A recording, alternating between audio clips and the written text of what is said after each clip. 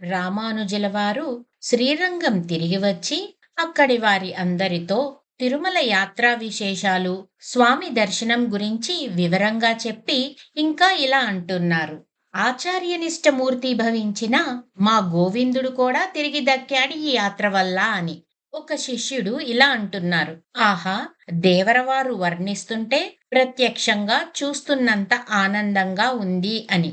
రామానుజుల వారు అక్కడ ఉన్న వారితో, సరే, శ్రీనివాసుడికి పూలమాలలు, పూల అర్చనలు చాలా ఇష్టమని ఆళ్వార్లు చెప్పారు. కాని అక్కడ సరి అయిన పూల వసతి లేదు. అంతా అడవిలా ఉంది. అక్కడే ఉండి పూల తోటలు పెంచి రోజు మాలలు కట్టి అర్పించడానికి మీలో ఎవరికి శ్రద్ధ ఉంది అని అడగగా శిష్యులు ఇలా అనుకుంటున్నారు. అమ్మో, ఆ కొండల్లో, ఆ అడవిలో ఇక అక్కడే ఉండాలా స్వామి అని అడగగా మిగతా శిష్యులు ఇలా అంటున్నారు. లేకపోతే ఇక్కడి నుంచి రోజు పోయి వస్తావా ఏమిటి అంటూ హాస్యం చేశారు. రామానుజుల వారు అక్కడ ఉన్న వారితో ఇలా అంటున్నారు.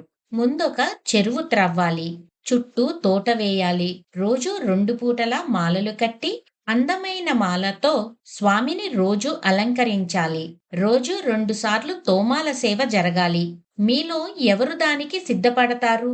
ఎవరికా శ్రద్ధ ఉంది? తిరుమల కొండలో శ్రీనివాసునికి పూలమాలల కైంకర్యం చెయ్యాలి. ఎవ్వరూ తీర్చలేరా ఈ కోరికని అని రామానుజుల వారు అడగగా ఒక 2 శిష్యులు ఇలా మాట్లాడుకుంటున్నారు. ఇప్పటికి 3 సార్లు అడిగారు స్వామి.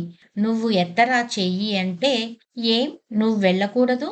నన్ననకపోతే నేను ఇక్కడ ఆచార్య సన్నిధిని వదిలి ఉండలేను అని అనగా ఇంకొక శిష్యుడు ఇలా అంటున్నాడు.